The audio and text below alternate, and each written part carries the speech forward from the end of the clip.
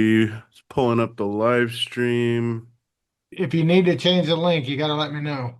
Yep, I'll let you know as soon as I get it going.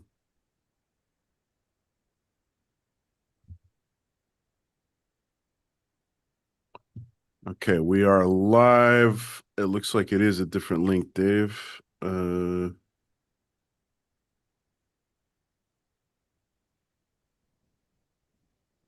are you going to put I, it? I just sent it to you directly. All right. So this is you are going to record it as a normal podcast or is it a live stream? Live stream. Okay. So no Yeah. custom AZ. Is this on Yeah. YouTube and Twitch? No, we Yes. don't have Twitch connected just yet. So we're not giving out cards. No, no cards for watching town square stuff, Bam. public service stuff. All right, well we're live. Welcome to a special edition of the People's Guild. We got an AMA set for this evening, this morning, depending on where you are. We got Dave, handful of other folks. Matt Clark is dishing out free something there, making it rain a little bit. Plan is here to talk through the recent DAO proposal put forth by Splinterlands, looking to have the DAO hire the team to develop a mini set. We do have a hard stop on an hour and a half here, so we're going to make haste and start working through these questions. We have done our best to organize from most meaningful to the company to down to questions specifically for I think the DAO to answer. But let's get things going here. Go around the horn real quick. We got Dave McCoy, COO here. Welcome, Dave. Thanks for showing up. Great to be here. Thanks for having me, Jangles. Yes, sir. We got my co-host, the one and only Fat Jimmy. Jimmy. Jimmy. AZ, Jimmy. welcome back home. Good to see you. Glad you could swing by. Hi there. And the one and only Matt Two Castles, chairman of the DAO. What are the rest of the suffixes and prefixes on your name these days, There's MC? too many. Ruler of all these surveys. No, Aggie once referred to me as one of the finest gentlemen who ever lived. So, Seconded.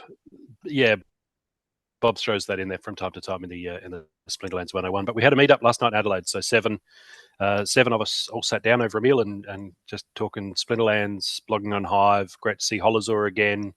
Shidon, Killer Dragon, Counterpunch or CTR PCH. Kara was there, Mini Small Holding. So yeah, just great to see faces. So we've been doing that monthly meetup for 7-8 years now. Just getting together at a pub in the CBD. It's so nice just sitting across from somebody and even doing some battles. Really, really good fun. That's so cool, man. One of these days I'm gonna surprise everybody and turn up. Deal. Okay, well let's get things going. Go ahead, Dave.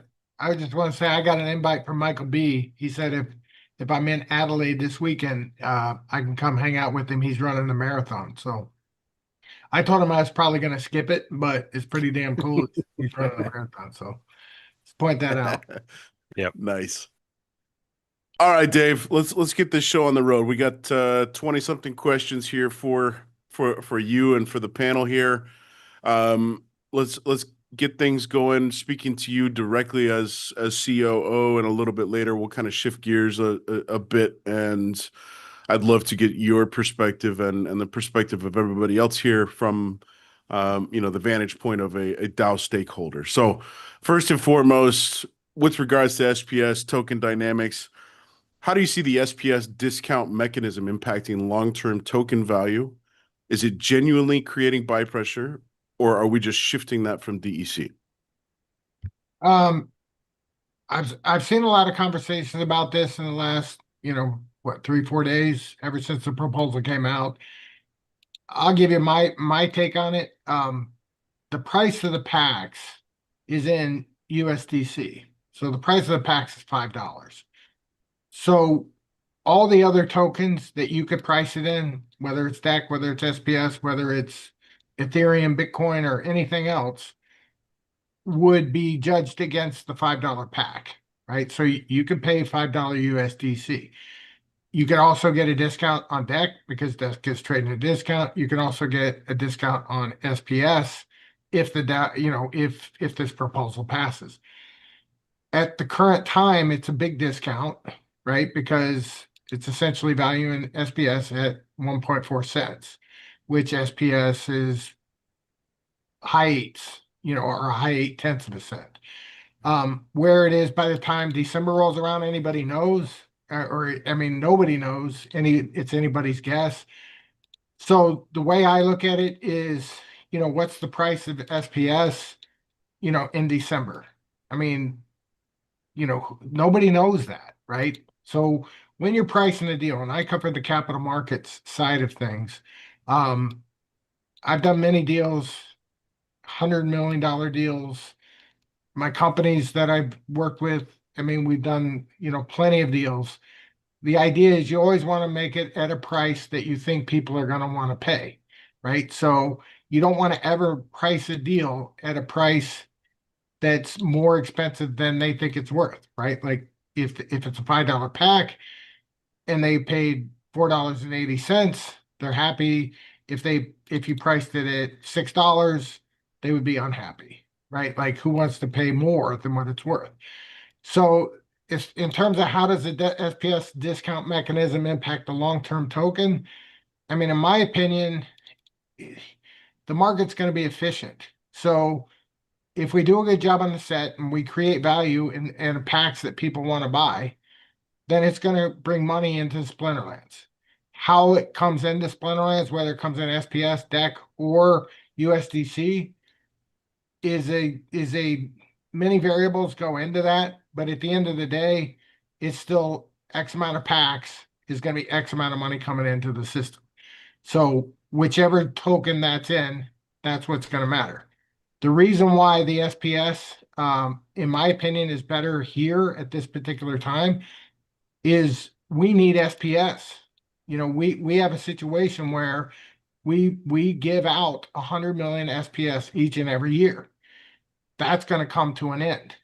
That's going to come up at some point, let's say in the next year, and there's going to have to be a vote, and then we're going to have to get into, well, what are we going to do now? Right? Are we going to keep giving out SPS? There's going to be some people say, let's cut the SPS. There's going to be other people say, no, we need to give out more SPS.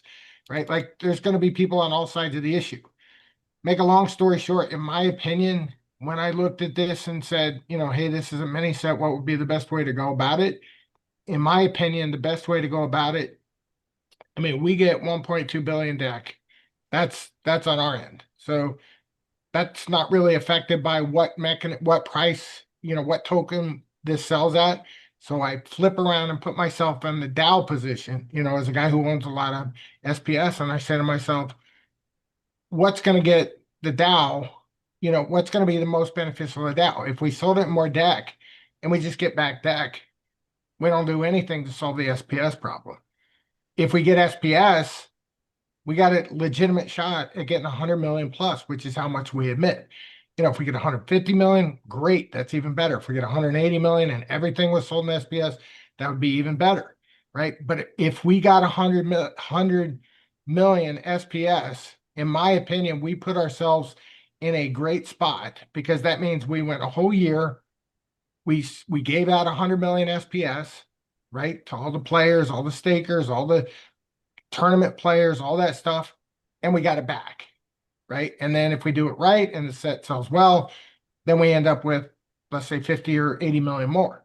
And so now we not only got the 100 million back, we actually effectively did a buyback, which for all the people worried about SPS and the strength and the flywheel and all that stuff, you can't have any more powerful thing than to put the SPS in the control of the Dow, right? Instead of, I mean, that's exactly what happens when we burn it. It essentially comes off the market. So in my opinion, I think the discount mechanism impact in the long term is huge. And I would say for two reasons. One, we're going to reduce the net supply on the market. There's going to be people that unstake their SPS or some of their SPS and buy these packs, which is great, right? It just means less per person, so to speak. And the second thing I think it's going to do is it's going to give some degree of confidence about our future. And if you give long-term confidence about our future, I believe that's a very, very big deal, for the long-term value of SPS. The short run, some people are like, this is just going to make SPS go up. I've seen Braves comment about it, Brave Tofu. He's like, hey, this is going to be a great marketing opportunity because SPS is, likely to go up as a result. And I would say, yes, I think that's a side benefit as well. It's not really the main purpose, though. I mean, the main purpose is let's try to find a way to get 100 million plus SPS in the Dow so that we can, have confidence in the future that we have a way to do that. Okay, thanks, Dave. AZ, I know you wanted to offer in some opinion before we proceed to the next question here on the docket.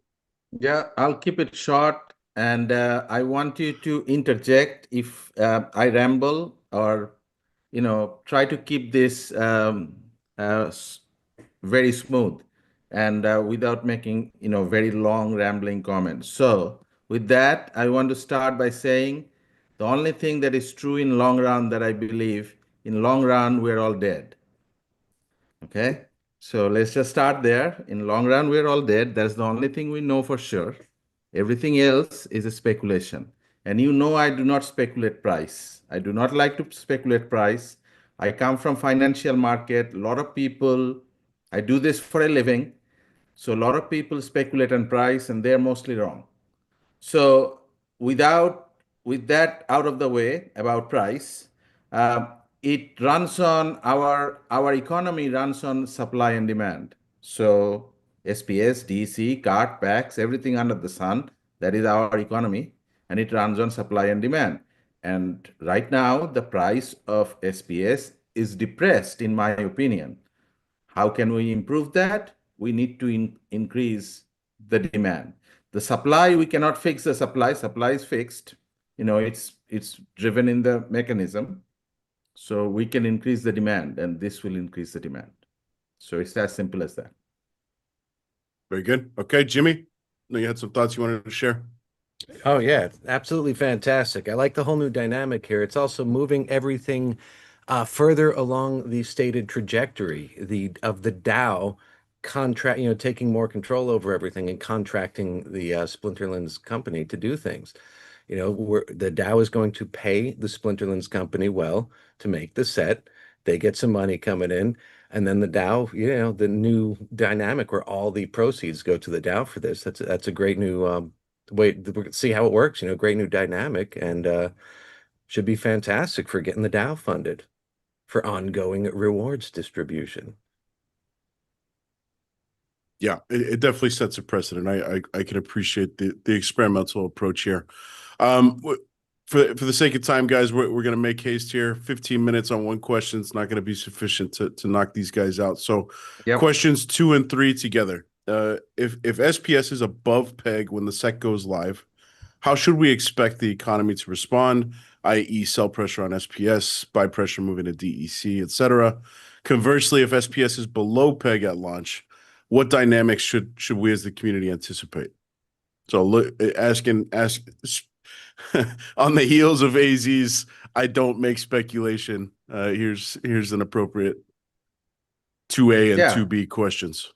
Matt, Yeah, I think the SPS, sorry, the SPS pricing at a discount is to allow for that. If SPS is below that, then you'll pay with SPS at the discount. If SPS is above that, then you'll burn the SPS to get the DEC. That's the upper portion of the flywheel.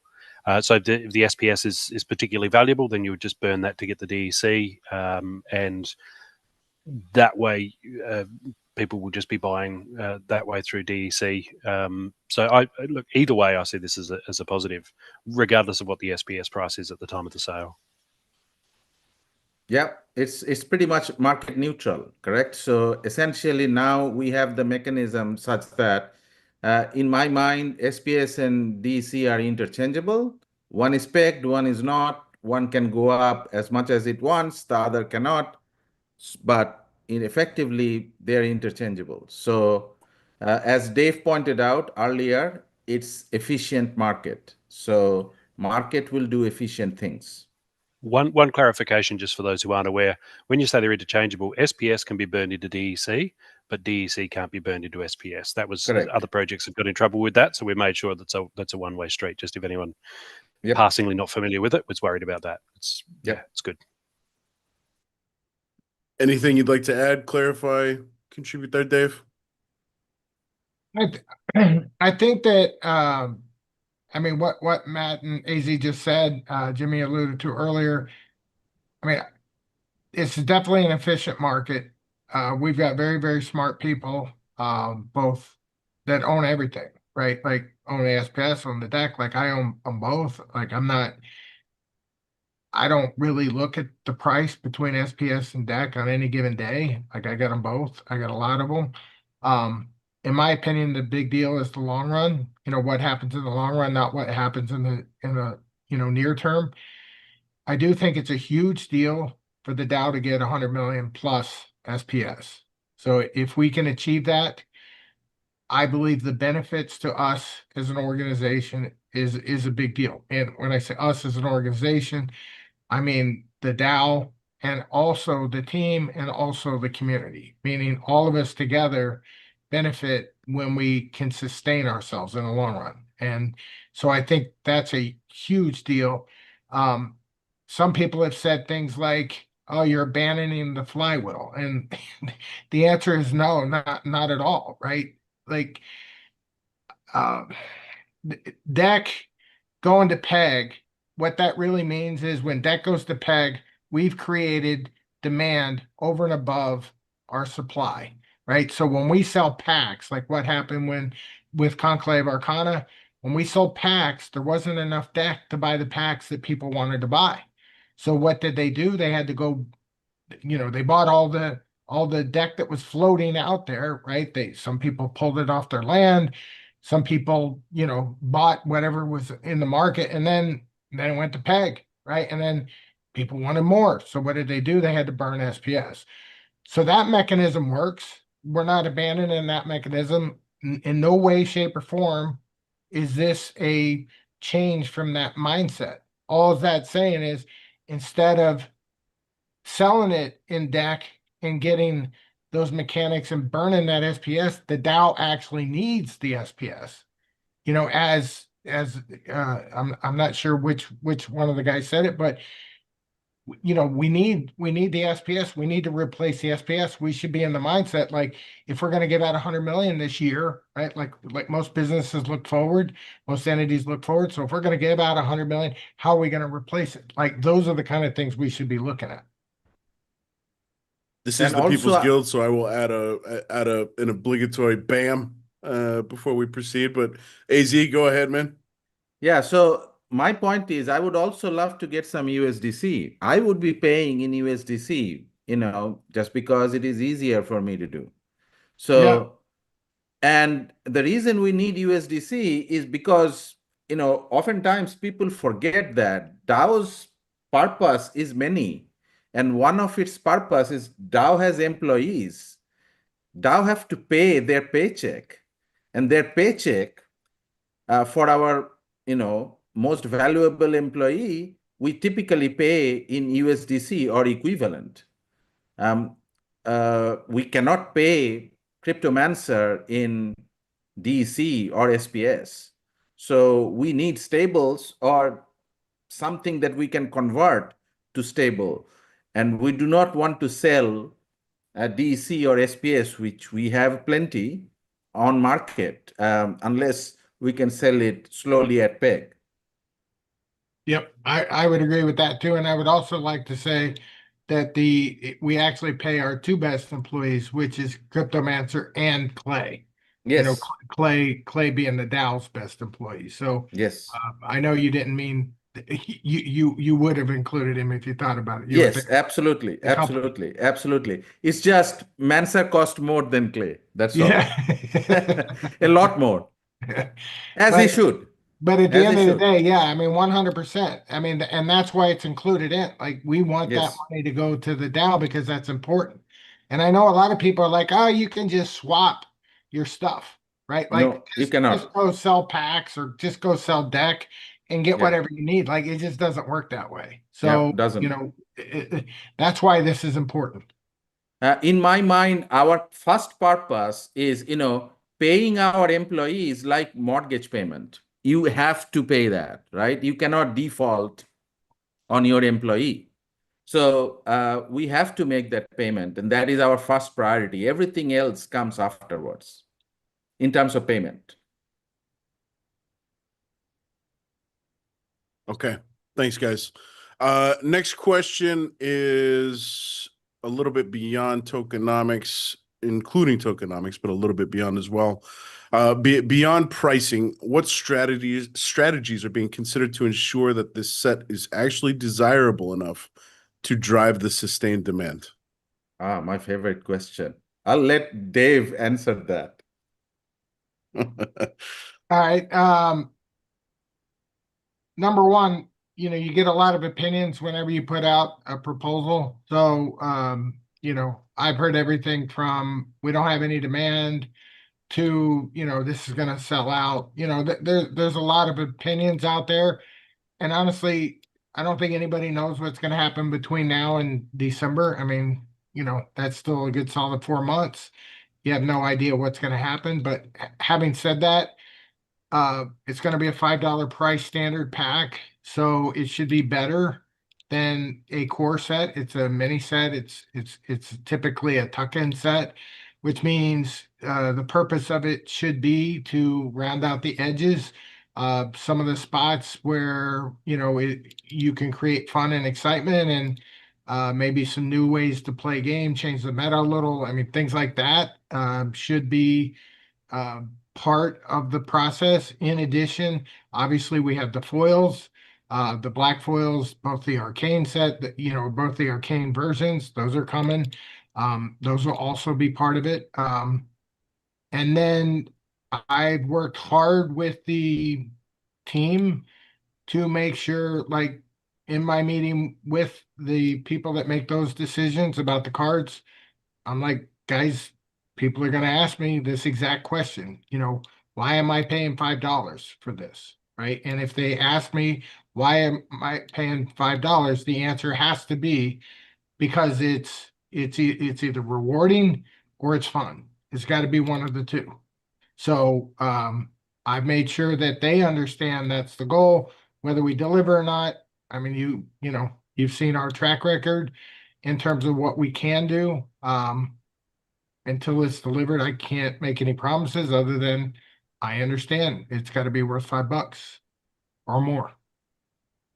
Are we going to continue with the play testers for this group? Yes. Or for this? Yes. There you go. Even further so we have experienced expert players testing the set before it's released. Yes.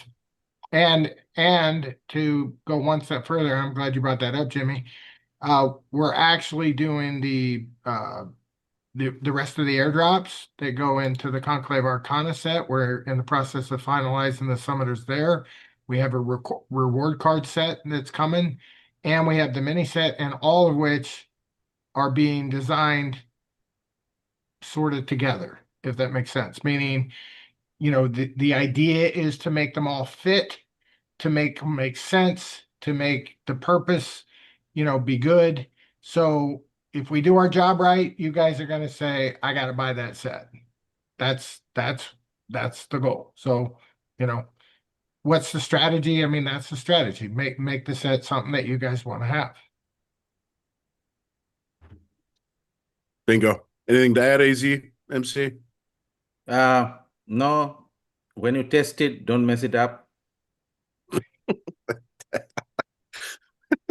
Great addition, AZ. We'll do our best. Yep, no pressure. Make sure that the audience knows he was talking to Jangles there. Yes, yes.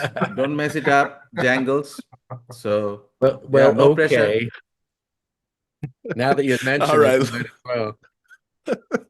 Let's proceed here, gentlemen. Okay, so moving to a little bit of a different aspect on the sale and proposal surrounding it. Can we expect a public dashboard during the sale showing packs sold, packs remaining, revenue by token, etc.? in order to build transparency, trust, and hype. I'm assuming that this is something similar to what's available for viewing and just general data, blockchain data, a la what's available on Elmo Burns or previously on Splinter Cards, bringing that in-house on the Splinterlands website. Dave, I think Yeah, this I one's got to think get teed up for you. yeah, I think I got cut off there for a second. Did you just do number 5? Yes. Okay. Uh, all right, I'm getting a notice that my connection's unstable, so like raise your hand or something if I'm cutting out. But in terms of a public dashboard during the sale, if we can do it, I don't have a problem. I actually have a dashboard that I look at when sales are coming in, so I know dollar wise how much is going out. I know what pack types. Um, I don't have a problem with that. If that's something that is desired, I like it. In terms of the transparency, trust, and hype, I'm not really a big fan of hype, but the transparent trust, I'm huge factor on. So if this would add transparent trust, I'd be thrilled to do it. Cool. Okay. Easy peasy. Number 6, will there be dedicated marketing efforts outside the existing community? And who is responsible for funding that? DAOs or Splinterlands? I would say in reality, probably the marketing efforts outside the existing community for this set is not a thing. Um, most of the mini set, most of the special sets, whether it's a mini set, whether it's the Heloise, the Hollow, I mean, those are high-end type things that you kind of got to be here to understand the importance. Our base set and is a little different because that's the base set that people are going to get. That's your core set. You have to have, that's where the summoners come. That's where the base cards that you need to play the game. It's a full set, but it gets augmented by the additional, which is in this case a mini set, or like I said, last year it would have been the Heloise, the hollow type, cards. I don't really think the marketing would be good. Um, I don't think that would be a good use of marketing. In other words, I think you're going to sell that more to your existing base and less to brand new people. Having said that, marketing efforts have been ramping up. I don't know whether people have paid attention or not, but we are bringing in new people and we are going to continue to ramp up marketing in general, which of course should help that. In terms of whether the DAO would be responsible for that, I don't think so either. In other words, I think this is not something that the DAO is going to go out and market. I mean, they could, but I'm not. I I guess I would say I just don't think that would be a good use of funds. Okay. Anything to add from remaining panel? No, I think it's good. No? Okay.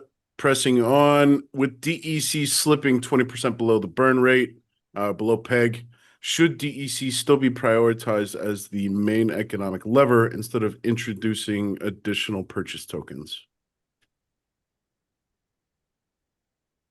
Do you want to ask that of other people or you want me to answer that?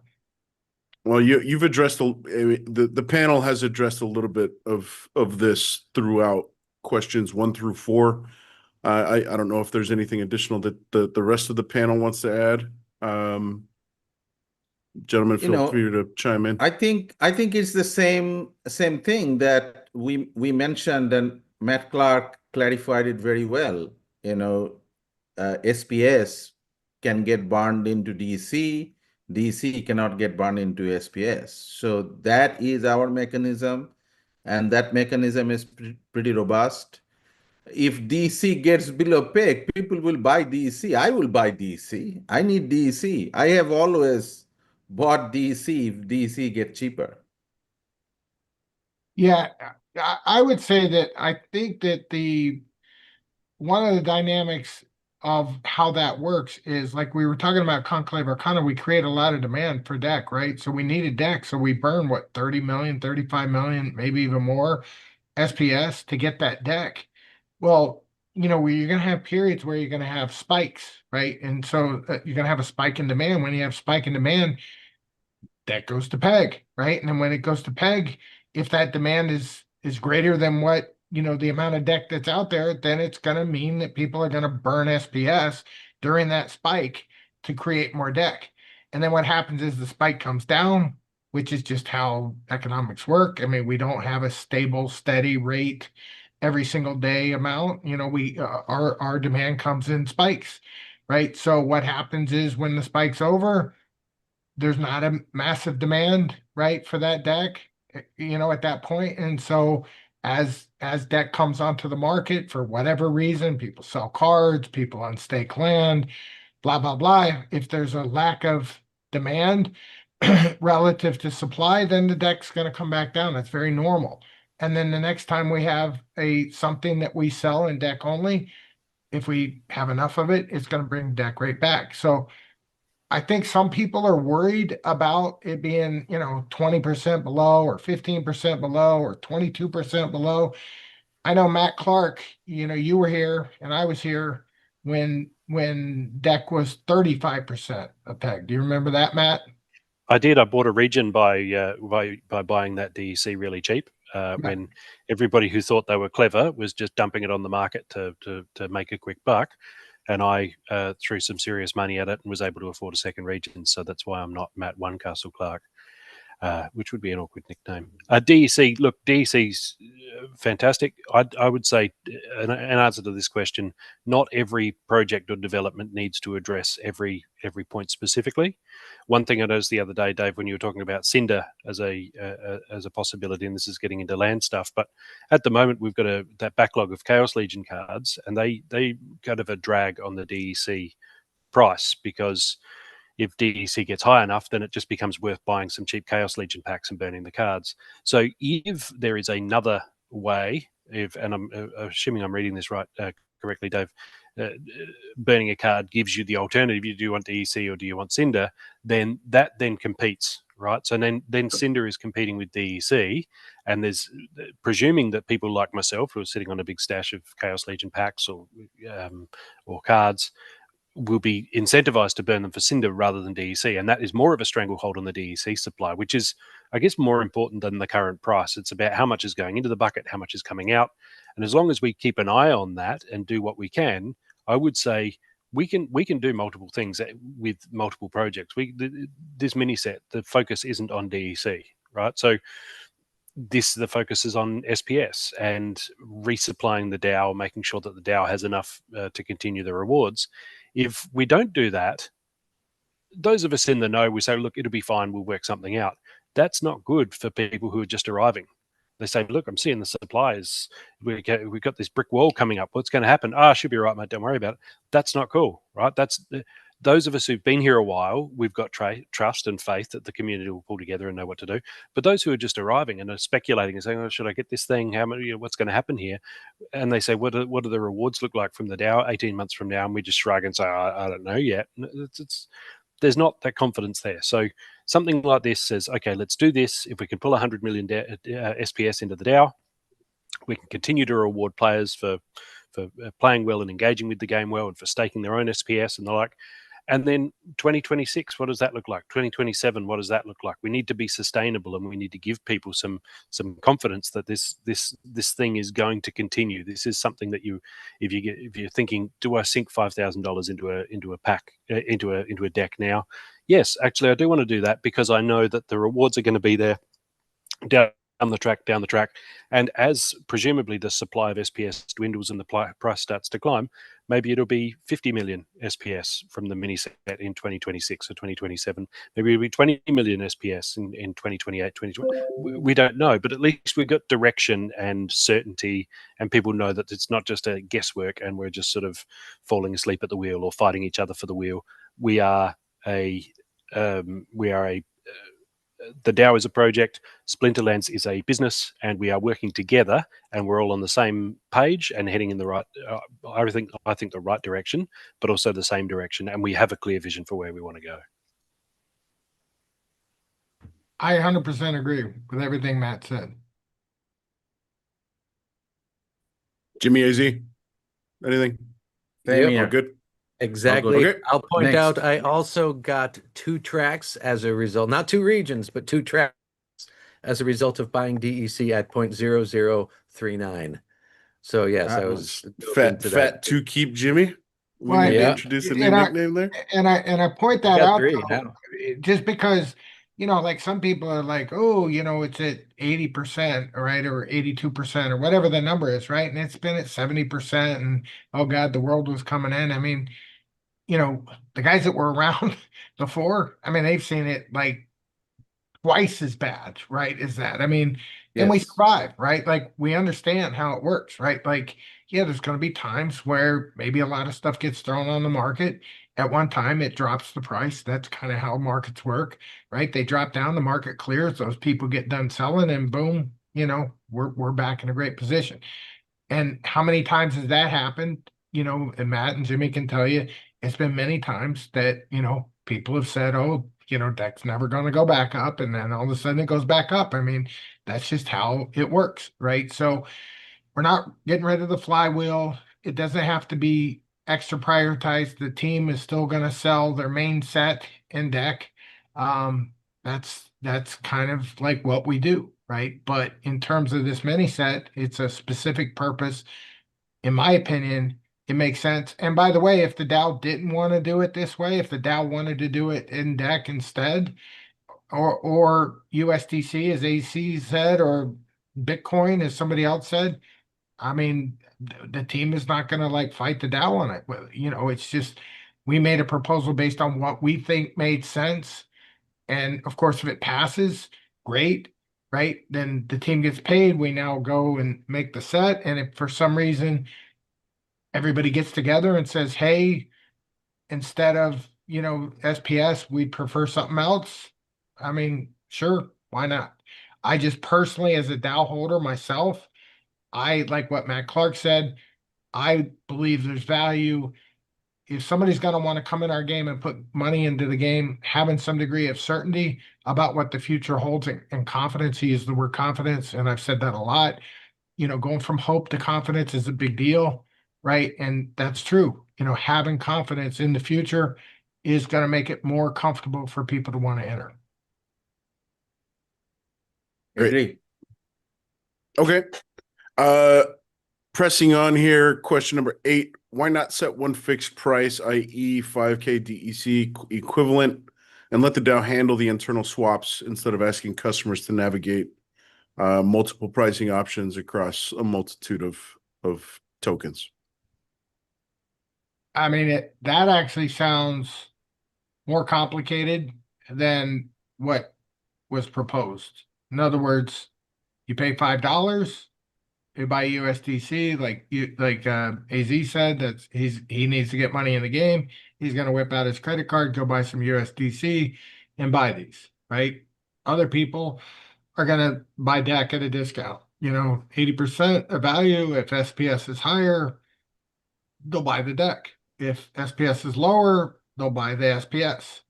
And like we talked about earlier, the market's going to be efficient. I mean, we're not going to have big gaping holes there where, one's cheaper than the other by a massive magnitude, right? Like there may be some small variation between the three, but for the most part, people are going to find, water's going to seek its own level. People are going to find what makes the most sense. In terms of one fixed price, it actually is one fixed price. It's $5 a pack. Yes, and I would add, like I will buy a USDC, but in the present market scenario, since we have the base bridge online now, I will actually buy SPS and bring it to the game using that USDC, and then use that SPS to buy whatever I want to buy. So that's because that is what the market is asking me to do. So that's what I will do. Okay. One more question for you, Dave, at present for you as COO, and then we will jump to print run, pack structure, and some other elements here. So, question number 9: how do you balance the historic SPS DEC flywheel with this new focus on SPS and USDC? I don't look at it as something old and something new. Yes. That's basically how I balance it, right? Like Yes. the SPS deck flywheel is still there. It's when we do a main set, when we have a massive, amount of sales coming from our main set that we're selling, I think it makes sense.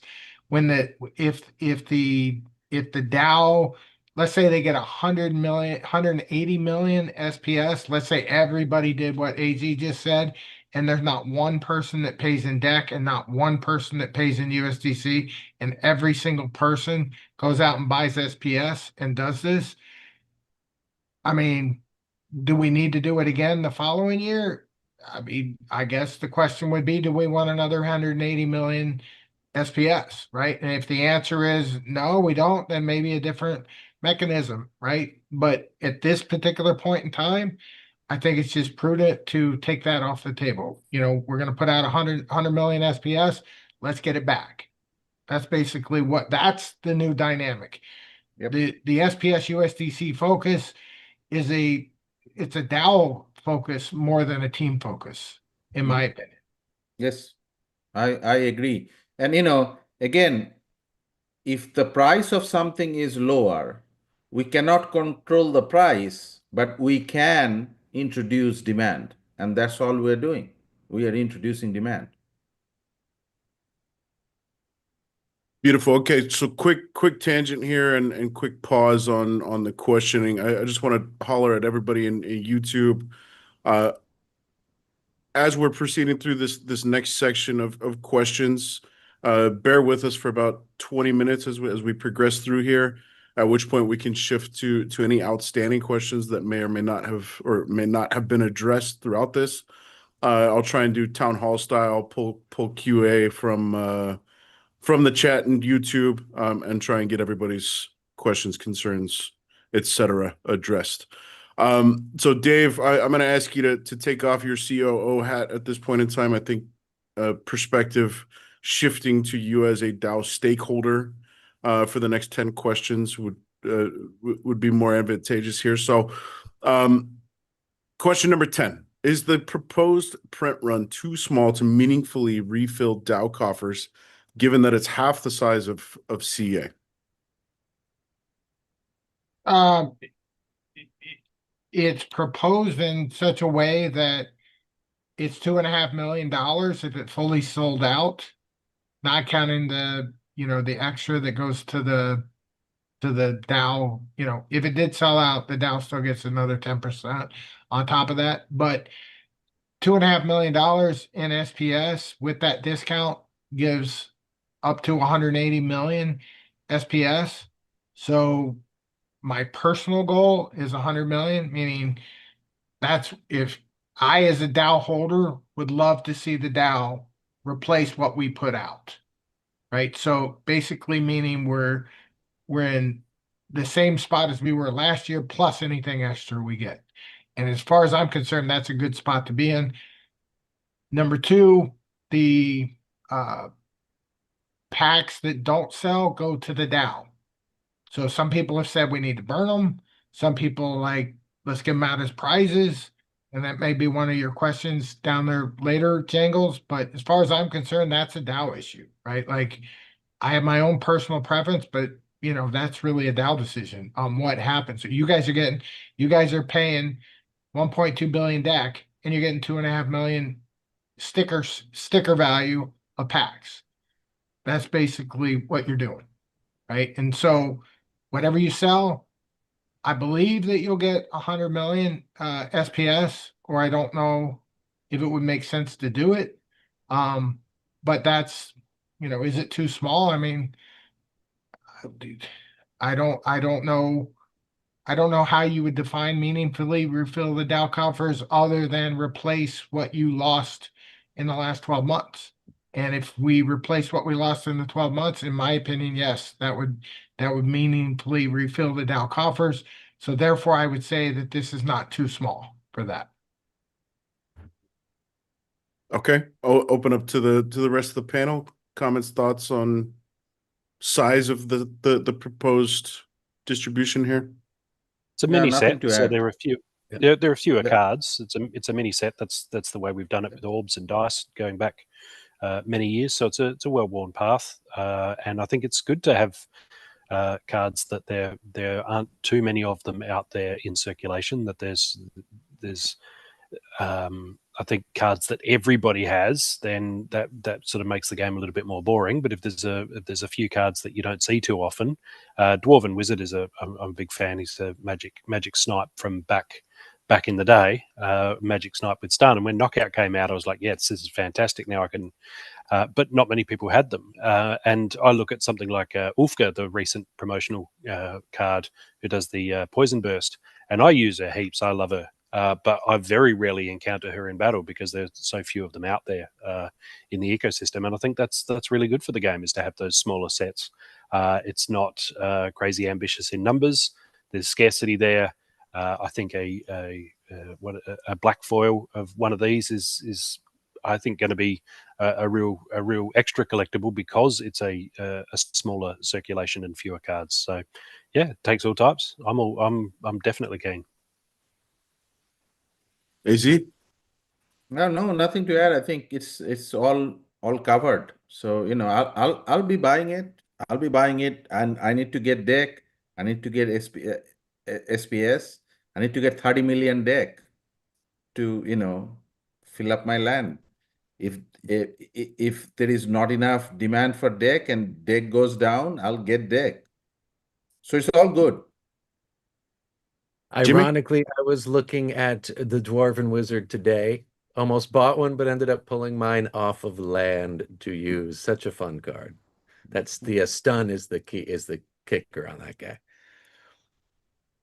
Tails, you just hopped on. Welcome. Thanks for coming by, dude. Yeah, sorry I'm late. Had some other meeting conflicts, but happy to jump in and contribute if I can. Cool. I am seeing a couple of relevant questions coming through the YouTube chat to this particular question. I think the underlying question is more relating to I think it's 200,000 packs that is proposed. Correct me if I'm wrong on my numbers there, Dave. But It I think would be it's 500,000 $5 pack equivalent. right. Okay. So I think that's the question is are we capping ourselves on potential total volume with that number being total pack distribution available? Should we reconsider and offer a bigger number there? I mean, we could. I just, again, the team would be fine if that's what the DAO wants to come back based on past sets and, history. People do less of the mini set, or rephrase that, less people do the mini set than do the main set. As I think Matt said, not everybody's going to do everything. So you're going to have less. So I don't think there's anything wrong with doing the amount we have. I think it's definitely enough. Like if we sold out a $2.5 million deal and the DAO puts up 1.2 billion deck and we sell it out, I don't think there should be anybody complaining about that. Could we have done Yeah. more? Did we leave some money on the table? Possibly, but I wouldn't be bothered by that. I'll put it that way. I mean, we would learn and say, hey, maybe next year we'll do a bigger one. It's kind of like, I'll give you an example. Matt brought up the land cards. On the land cards, we're going to be doing just 4 cards. So on the first time we do it, we're intentionally going small. We're not going to do huge for a couple of reasons. Number one, we want to see, the reaction, right? Do people like them? Do they not? So we don't want to, go out and do, a set of 50, right? And then find out that for some reason that was too much. So starting 4, we're going to see the demand. We're going to see if people like them. Second thing is, in that case, we're going to find out if there was any mistakes, right? It's not going to be that hard to deal with. So similarly, it'd be something, like that in that, we do a $2.5 million mini set. It shouldn't dwarf the main set. They should be fun. They should be something that people want to get, but they should also be something premium and, you know, not a have to have, right, to play the game. They should be like something extra, something interesting and, more creative, right? And I don't know if making a ton of them would be the right thing. Like for instance, you take Chaos Legion, they should have stopped. I mean, there's a point where they should have stopped. Like you didn't have to keep making more and more and more to be successful. Sometimes you can stop, right? And in this case, I personally think $2.5 million on a mini set, given that we're at 4.3, 4.4, something like that. Let me even look at where we're at. So if you guys will hold 1 second, While he looks that up, the proposal's just under 89% approved. So this, as it is, the player base or the SPS stakers, this is what they want, right? And that's what we do. When we're not the treasurers or the foundation, we don't say, well, we're the DAO and this is what we want to do. We literally, it's what proposals are posted and what proposals get up that decides what direction the DAO is going to go in. And it looks like this proposal's, unless something seriously changes, it looks like this proposal is going to pass fairly readily. So the people like it as is. I'd say by all means ask questions about, why isn't it bigger? Why isn't it smaller? But I mean, if you want to make the argument it should have been bigger, throw some context in there, right? Say I would have expected it to be bigger because of A, B, and C, rather than why was it as big as it is, or why is it as small as it is, or why does it, the questions for an AMA. I think if we could put some kind of a context to it rather than just why this, because so much goes into these decisions.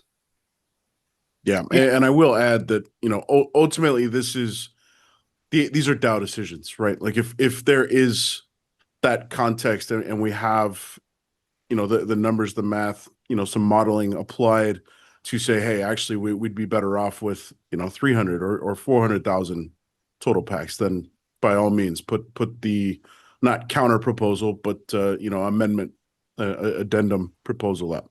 For the sake of time, guys, let's go ahead and press on here. Dave, just so I don't want to be accused of ducking that question. Basically, internally, we're at like 3.5 million now in total sales. Obviously, we're going to have more as conflicts go, and people want to get more conflict cards. Also, we're going to have more at the end as people want to get the arcane versions that are in packs. So internally, our goal is roughly 5 million. So 2.5 million would be roughly half that. So that's a thumbnail way of how I would look at it. I'll put it that way. Okay. So I think in the interest of kind of trying to lump these questions together based on how our answers have meandered there a little bit. Dave, I'm going to jump to number 19, and maybe this will help kind of fill in the concept of total volume there.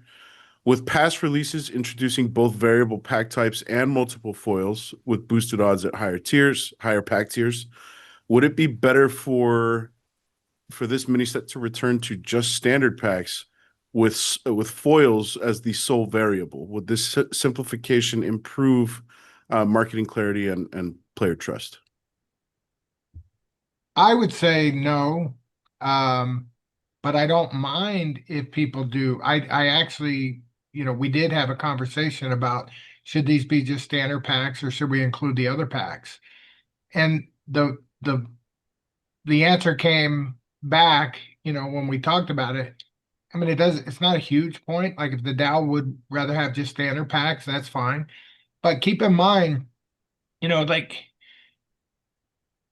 whenever you have different variety of the same thing, meaning just a different wrapper. So whenever you buy something at the store, you can get a certain size in the store, and then you go to like a Costco, you can get a super big thing, but that's just got different amount inside, and they have a different price.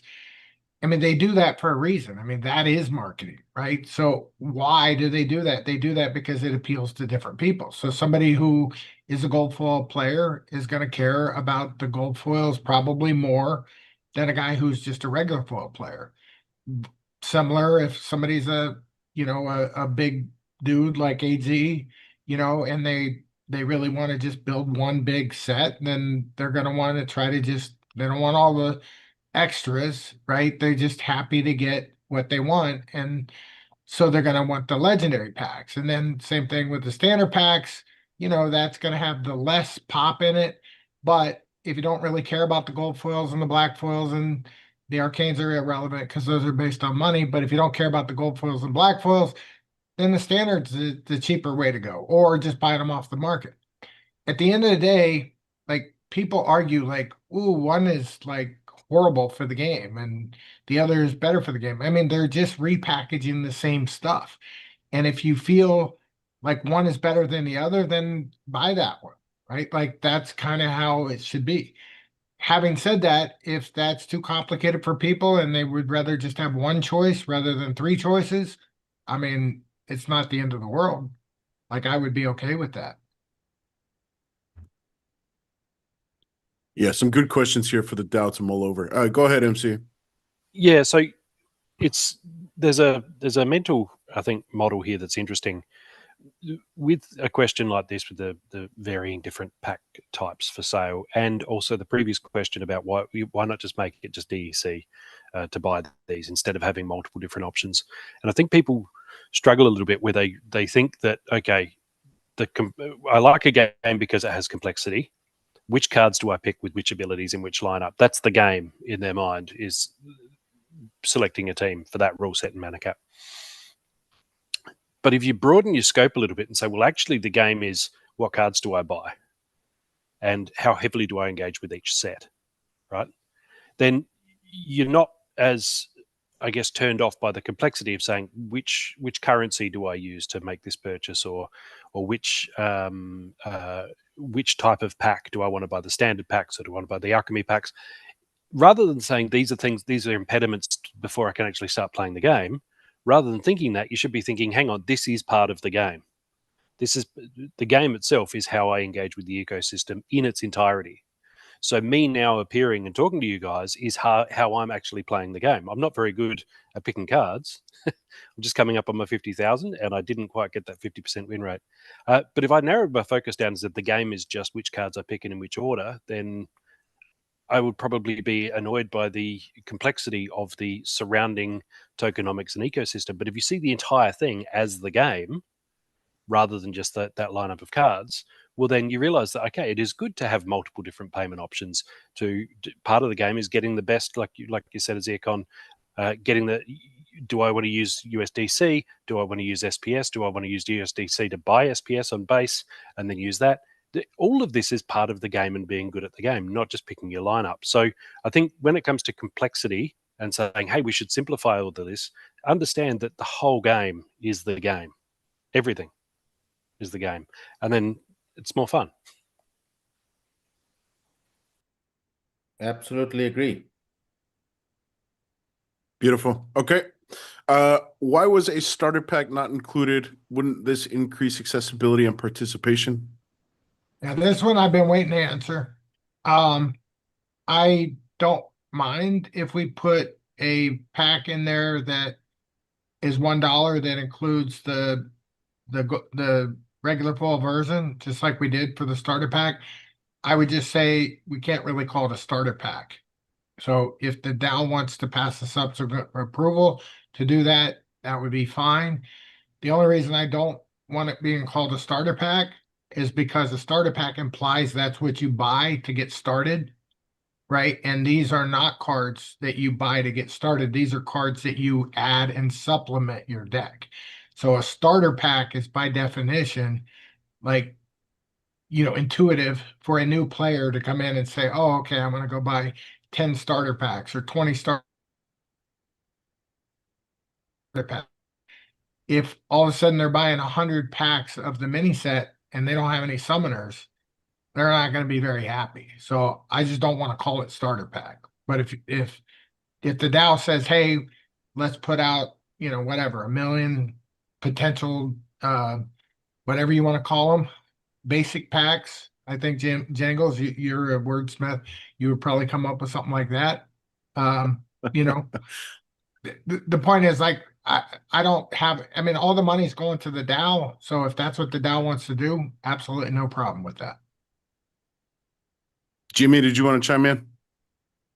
Oh no, I was just raising the hand because Dave was cutting out for a sec, but he came back pretty quick. All right, cool. Okay. Midnight potions. Will midnight potions return as a requirement for premium packs, or is that model retired? I'll take that question only because I assume it's meant for me, but I didn't know they were a requirement for premium packs. Like to my knowledge, you don't have to use midnight potions if you don't want to use midnight potions. Like there's no place that it says you have to use your midnight potions. I think the question probably means if I don't use midnight potions, am I not going to get as many black foil cards? And the answer is most likely that's how the odds work. But in reality, you don't have to use the midnight potions. It's just a good deal to use the midnight potions. I think Dave Scott, right? Did you cut me off? Well, you just dropped for a little bit. Your internet connection is unstable, it says. Yes. All right. Oh, he was Oh. smooth here. Yeah, I was Yeah, hearing him and- fine. Yeah. Yeah. I'm showing I was being cut off too, AZ. So I'm with you. I will add is so with regards to the midnight potions, and we've seen a little bit of a shift with respect to the voucher cards, the airdrop cards, instead of just a one-to-one relationship there.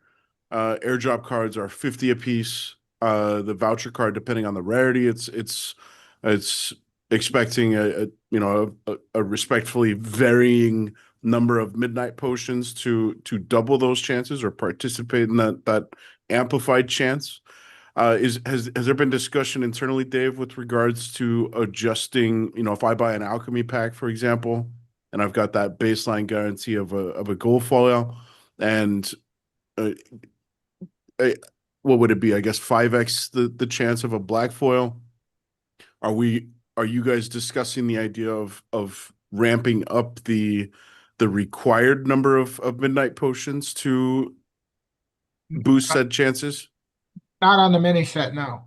And the Okay. reason why, just to explain why the single card ones are different is because you can't get just a regular common, right? Like the odds are you're going to get a common. And if you don't get a common, you're probably going to get a rare. And then if you're lucky, you get an epic. And then if you're super lucky, you get, a legend.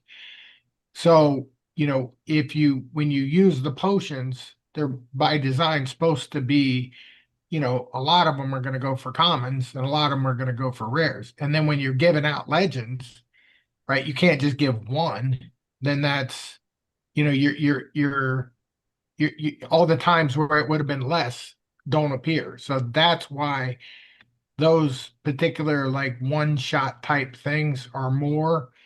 But when it comes to an actual pack and in a standard, X, 64% or whatever the number is, for the common and 35% for the rare, when you have that model, po potions should be pretty much 1-to-1.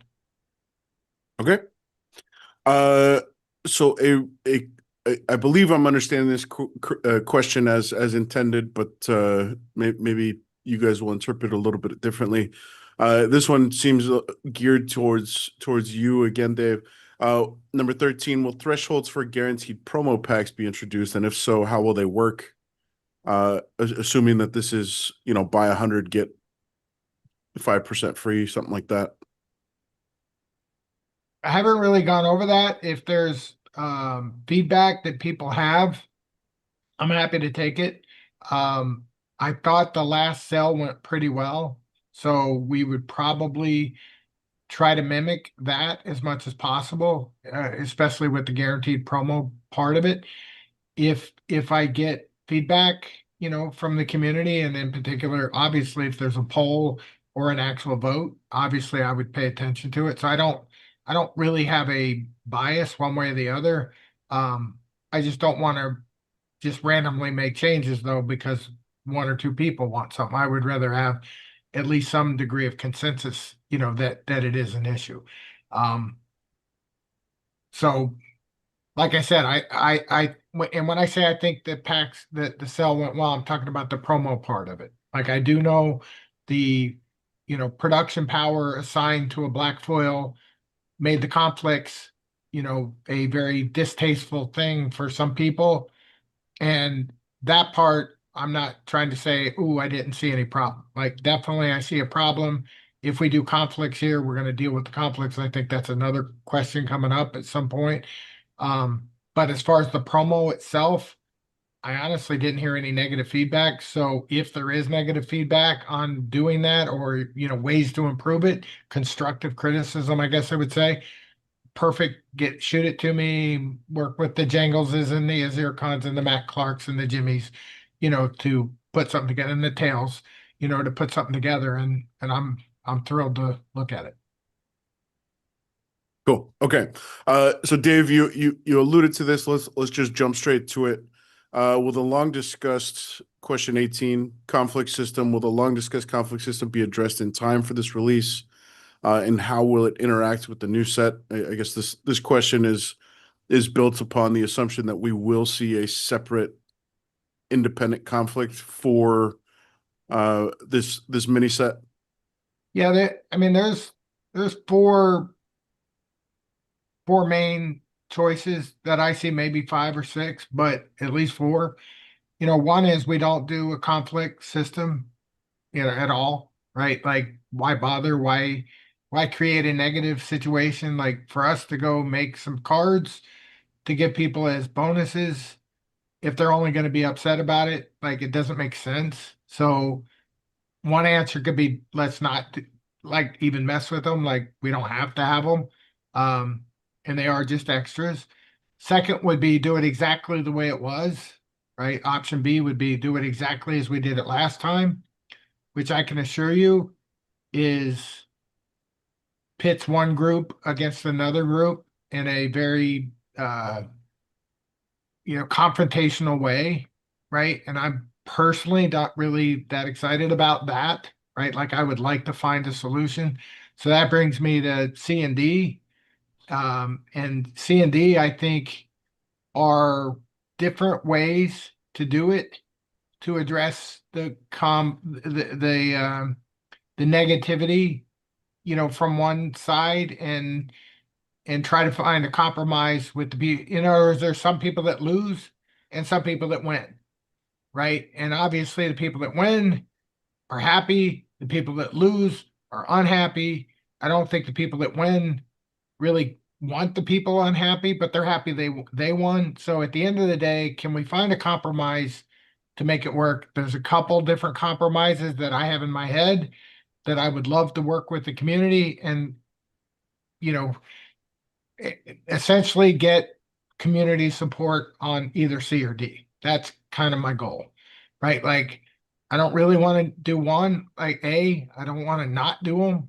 I just think it's as a player, I like getting free cards, right? Especially free cards that could be really cool. Um, Number two, I think doing it the way it was.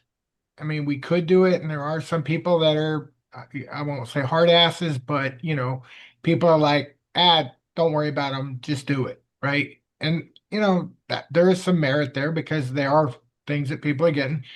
But I think more people are going to lie in C and D, which is just two different alternatives that kind of, reach out your arms and try to bring as many people together as possible.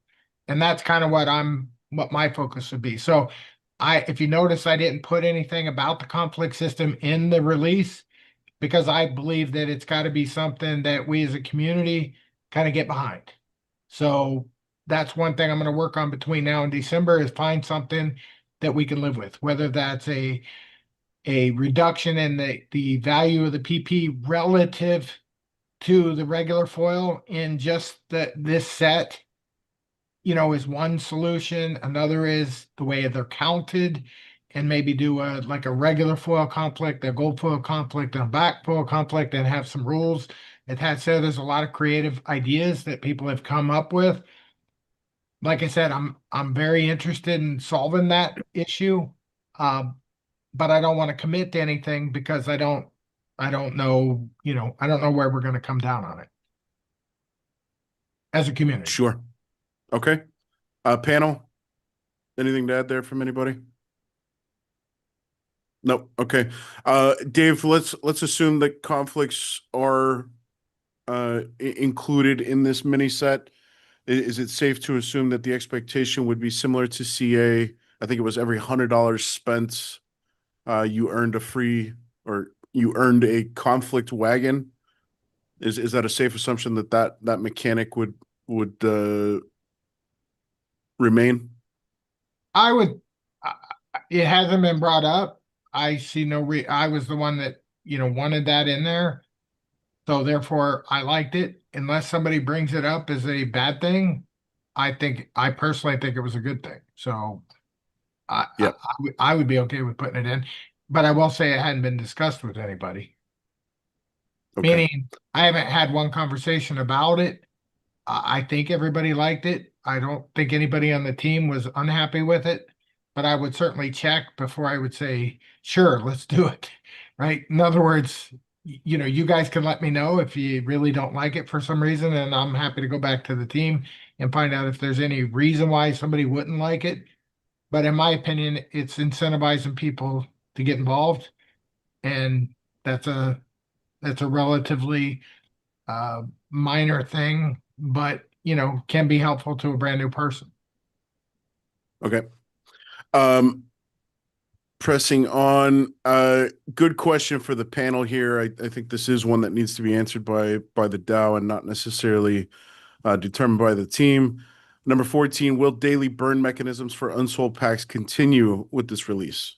So this proposal has made it clear that any unsold packs, instead of us seeing percentages burned, percentages sent to the DAO, everything that it goes unsold gets sent straight to the DAO. So anybody on the panel want to chime in here?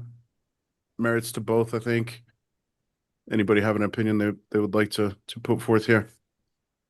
I love trying this as an experiment. I think it's great that it's all going to the DAO instead of being burned. That's basically, it's locked away.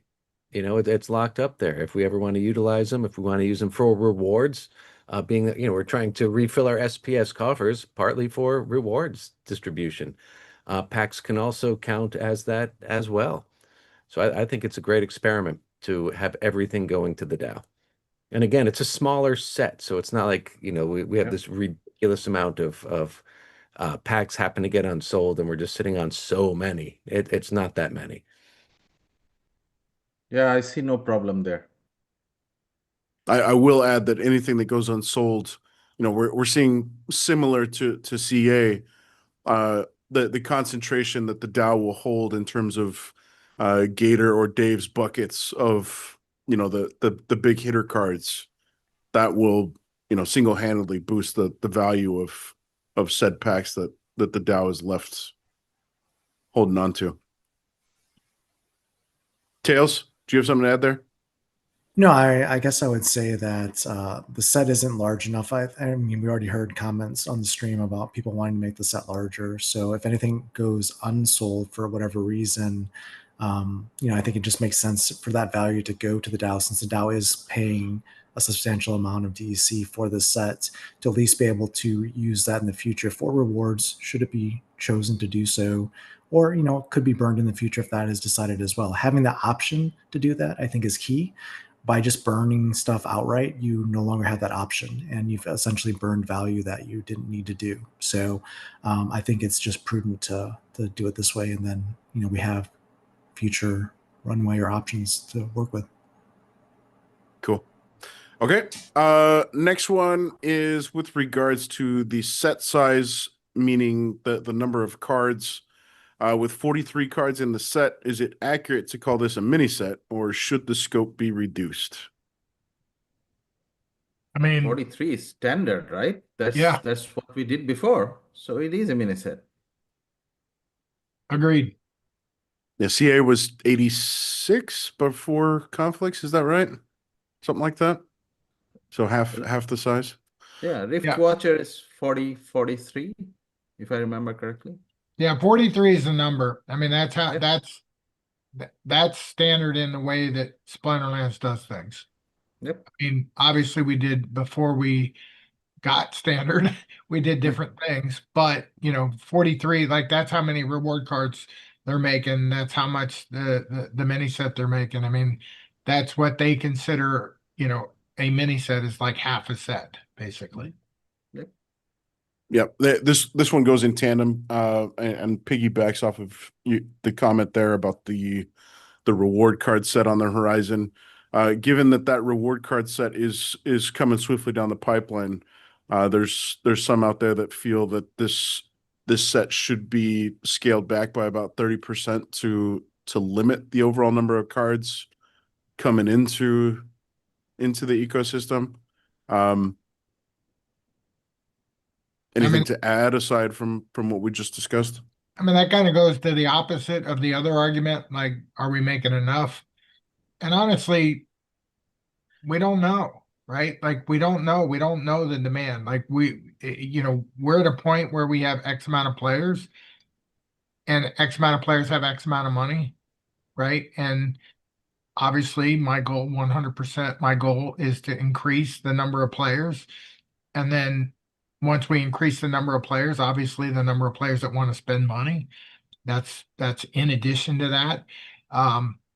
Whether whether it's going to be oversaturated, undersaturated, too much, too little. Like honestly, I don't think anybody knows.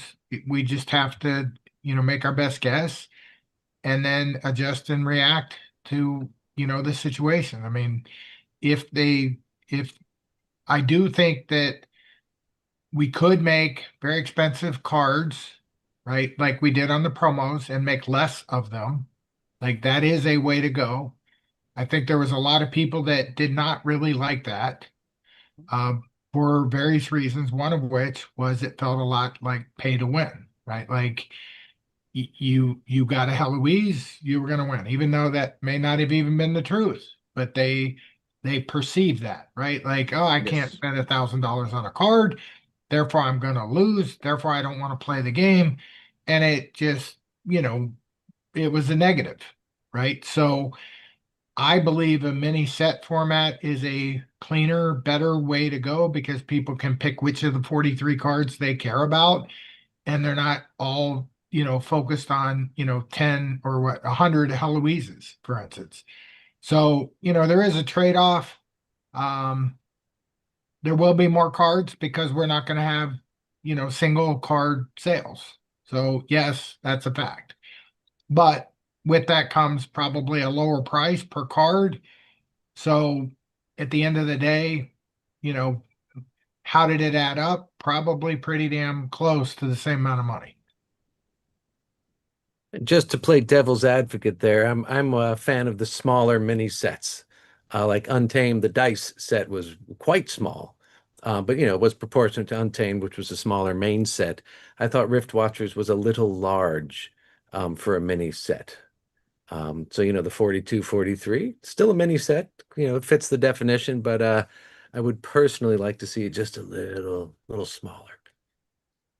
Well, I mean, all of this stuff is up for, ultimately, I think the DAO's determination, right? Like if we can rally the sentiment, and that is the overwhelming thought amongst the community. I mean, the team, Dave, you've already made it clear. We've heard it time and time again. The DAO should and does have the voice to kind of overrule, I think, on some of these decisions, but it would require the supermajority, and we've obviously got time to kind of dot some T's and cross some I's here to nail down the nitty gritty. Right. I mean, exactly. In other words, if you guys said, hey, we only want 30 cards. We don't want 43 cards, whatever the number. And 67% of the people agree with that. I mean, we'll make 30 cards. I mean, we don't mind making less cards, right? We're making 43 cards because we think that's what works, right? But having said that, if the DAO says, nah, let's make it less, I mean, absolutely no problem on our end. Yeah, and I'm not Okay. saying I need to fight for less cards or anything. I'm just saying the philosophy of a mini set and the size of it relation to the main set. I understand where the question asker was coming from with that. Right. Yeah, I do too. And by the way, there's a lot of variables, right? Like honestly, all these variables are all variables, and nobody's going to have 100% exactly what they want. And as Django said, the DAO does have the ability to, go in and say, hey, we'd like it to be like what you guys were talking about, the burn mechanism, right? I mean, everything's going to go back to the DAO. What does that mean? That means the DAO can vote anytime to do anything they want with them, right? Like it's pretty simple, right? So if the DAO got all the 500,000 pack equivalents and said, you know what? Well, we changed our mind. We don't really want the set. Burn them all, right? They could, right? We wouldn't care. And we have. The DAO has burned packs, I believe, Yeah, right? yeah, Those Chaos yeah. Legion cards got burned. Right. So the point is the DAO really does have the decision on this, and that is why it's pretty exciting. You know, uh, like as Matt Clark was talking about, I mean, this is a very intricate, sophisticated system that, people should step back and look at the big picture and really understand the importance of what we're doing. I think it's pretty damn impressive, in my opinion, as a group, what we're doing. It's so cool. Yeah. I mean, leaving a lot of this stuff to the DAO's discretion is, I mean, I know that is attractive to a lot of folks for a lot of different reasons. For the sake of time, guys, we got 8 minutes, couple of questions left. I'm going to press on one more question with regards to pack structure, that sort of thing. Should gold foil variants remain as part of the set, or would removing them streamline and strengthen overall demand? So I don't know if that's in specific reference to the gold foil arcanes or just the regular gold foils. I don't know if you've personally gotten any context for this question, Dave. I don't, but I can.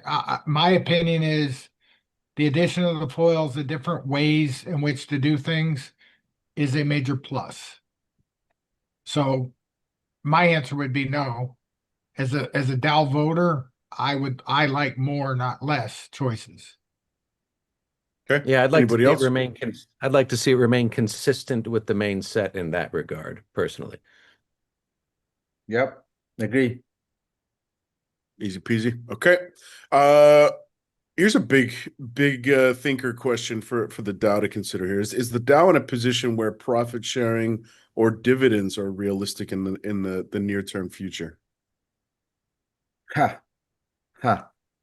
AZ's got an opinion. Yes, I will. I will. I will. And the short answer is no, not in the short term. And by short term, I mean years. And I look at the finances monthly, which is transparent. Clay publishes it. Every time I look at it, I lose a little bit of sleep. So, and my worry is always, I consider it, we got to pay salaries. Okay.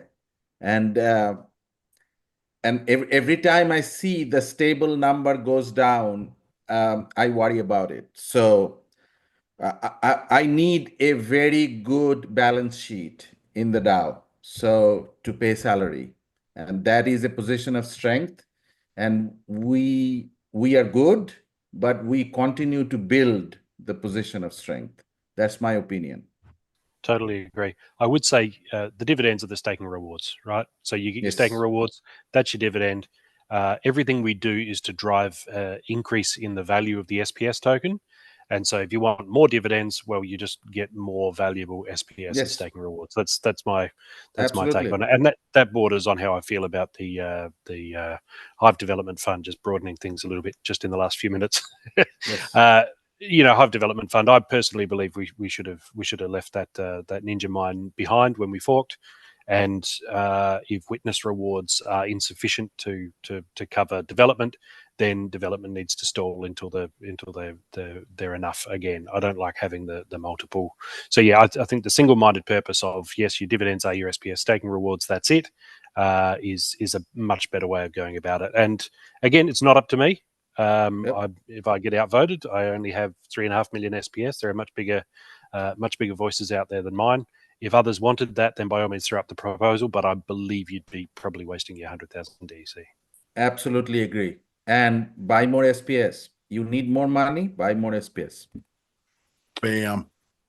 Okay. Anything else to add there before we round it out? One final question here, guys. I would just say that in that question about the profit sharing or dividends, I mean, it's interesting to ask. I love that people are asking because that means they're starting to get optimistic, which is great. I do like the conservative route that Matt and AZ are going with.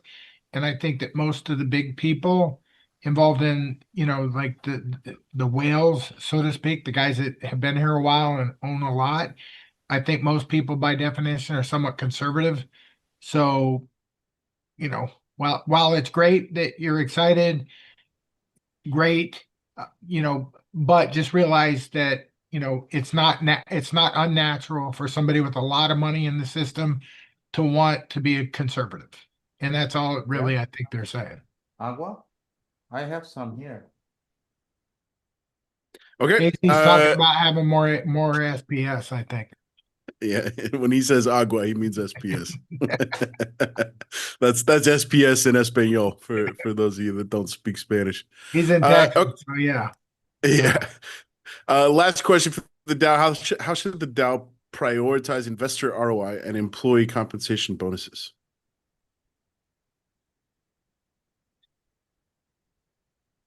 Yeah, we pretty much just discussed that. I think we need to look after our stables. We need to look after the foundation there, and make sure that we're not just that we have enough, but also that we're getting really good value for money. And I honestly, Clayboy and Cryptomancer are both incredible staff members, friends. They really are assets to the community, and we're massively underpaying both of them. If you ask me, I'm very, very impressed with their efforts, but we want to keep paying them for years, right? We want this project to be stable. So I'm very much, the ROI and investors, by all means, look for that by staking, look for that by being good, get good, right? Be good in the game, win those rewards. Get good. Right, that's how you do it. You're here to play a game, right? So if you want the ROI, absolutely chase it by all means. There's lots of ways to do that. But yeah, I think long term, I want the DAO to be employing Clayboy and Cryptomancer years into the future. That's what I want. Matt's hinting to get yourself a dwarven wizard. That's what he's saying. Bam.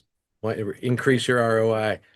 I think a lot of people in crypto make a mistake on looking at the current ROI as the big picture. And honestly, I think the big picture is the big picture. And the big picture is, where are we today and where are we going to be in the future?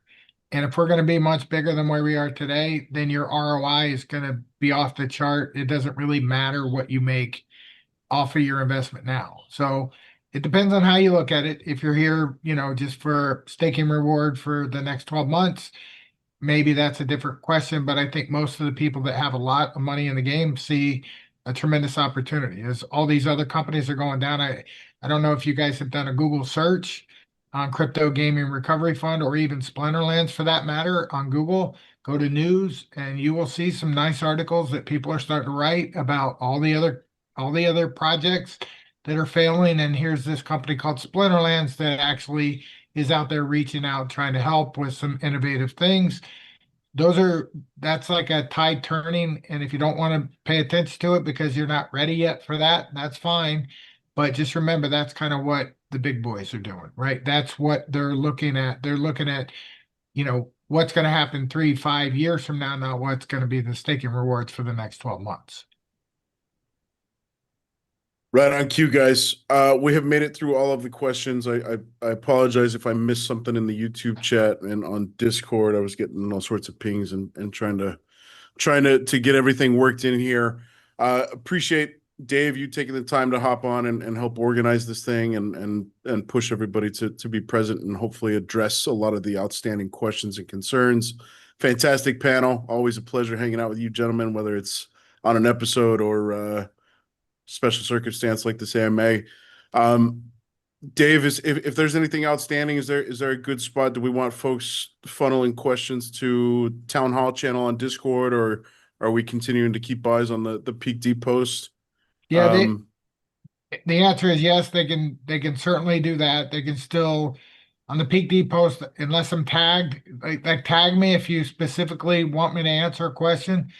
I also don't mind if you reach out to me individually. So I get a lot of people that reach out to me individually. This week has been kind of rough in the sense that I had some personal issues to deal with. So I wasn't as accessible as I normally am.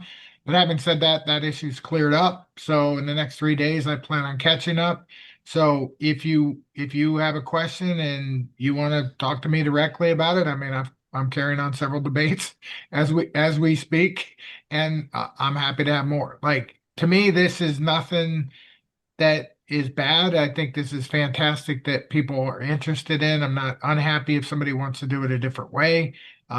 Even though we have a 90% approval, in the pre-stage at this point, that doesn't mean that I don't want to answer questions. Like I'm still happy to discuss like why I think something, but again, as you've talked about Jangles in your show, this is about way more than my thoughts or even the team's thoughts. I mean, a lot of these questions are really DAO decisions, and honestly, we do have one amazing community and a relatively sophisticated system, and these are things that are going to be major assets going forward. So the more we can talk about it and let people know, I'm happy to participate. So I also want to say thanks to all of you guys for being here. I know, you know spending a Thursday night doing this wasn't exactly the first thing you planned last week. So the fact that you guys all jumped on and did this is fantastic. And Jangles and Jimmy for the People's Guild, it is the Joe Rogan of Splinterlands. So glad you guys are here. And the place where the cabal meets too, as AZ Yes. has been fun. Does Go check anyone out even TikTok. watch the People's Guild? I didn't know people had an audience there. Yeah. No one knows who we are. We're It's some obscure thing. Yeah, gentlemen, absolute pleasure hanging out with you guys. As Dave just said, thank you for making the time to hop on with us.